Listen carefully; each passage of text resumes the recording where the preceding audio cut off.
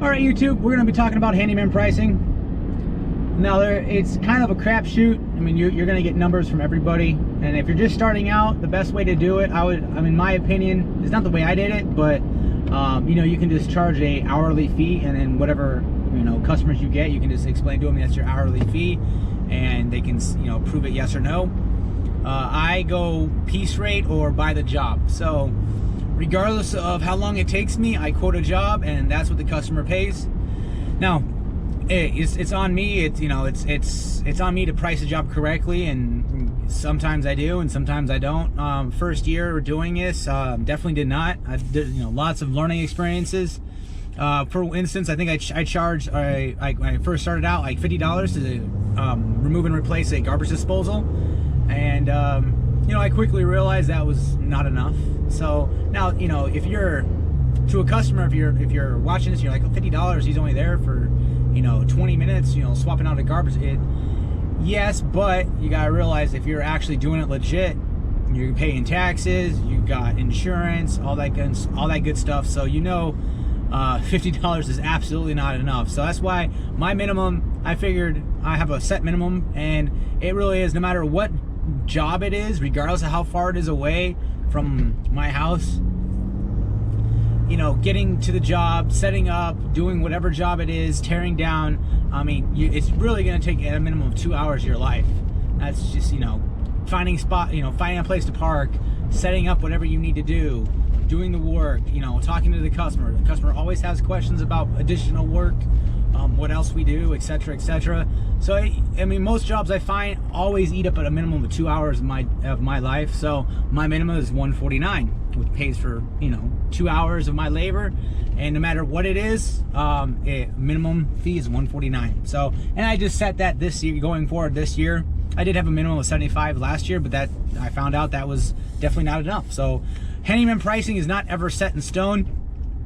I will say a good website to go is homewise.com, and you can input what you can search for what you want, what you're trying to quote, and it gives you a general idea. I won't say it's set in stone, but like a minimum and a max, or least expensive to expensive for your zip code that you inputted. So you can kind of get an idea, and then again, I will say, you look at it as in fractions of your day. If the job is going to take half of your day, make sure you're charging over half of your day's labor, because it's going to take longer. It always takes longer than you think it's going to. So I have a quick video I'll input right here of the job I just did.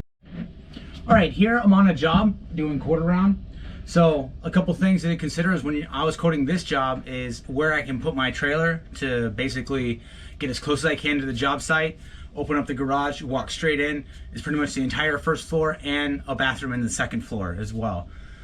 So obviously my price per foot for quarter round is $1, which I will probably be raising, and I charge $1.50 for second story just because it takes more time going up and down. I can't set my saw up inside anywhere, so basically every cut I have to go in, measure, come back out and cut it. So something to consider when you're estimating jobs is the time to and from the job site, just trying to cut materials, trying to get things where they need to be. That's it for this job site. All right, so that was just a quick kind of how I was thinking about a quick, molding job, shoe molding, really. You got to think just how close you can get your workstation to a job, how long it's going to take you, how many steps it's going to take you between, getting to that job if you have to go multiple trips. I couldn't cut in the house, so you have to think about that on each job. Now, if you're not doing that kind of work, then you don't need to think about it. One trip in, one trip out, you're done. Kind of like a service. But everything, like last year I did a video, and the job took about 3 times as long as I quoted it, because I misjudged how much time it was between cuts. I was doing crown molding and building out a closet, and I couldn't have my miter station anywhere close to the actual workstation, because the customer didn't want sawdust. So it was literally like probably a minute between cuts that I could make a cut, then make another cut to fine tune it, and then keep going and building out an entire closet. It literally took me 3 times as long. And then I learned, I haven't made that mistake since, but you gotta think about that kind of thing, those kind of things. And most everything, like anything in life, is going to come with experience. So as far as, you know, pricing wise, set your, you know what you need to make per hour, and you know balance that with what you want to make. There's jobs where I don't want to do the job, so I'll overprice it, because it'll, you know, if I do get that job at the price point that I set, then I have no problem, you know, kind of ho-humming about a job that I'm actually making really good money on, because I'm making really good money.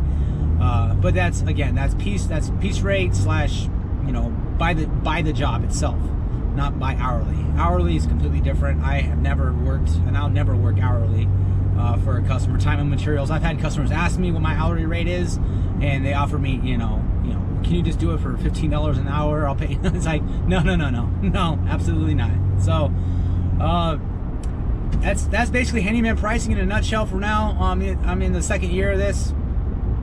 So every job's different. You know, a crown molding job on the first floor of a house is going to be, you know, different pricing than on the second or third floor, obviously, just because how many steps it takes, and vice versa. If you have to get, you know, your vehicle into a location where it's really pain in the butt and it's not worth it, make sure you charge a pain in the ass fee kind of for it. So every job's different. There's no one job, you know.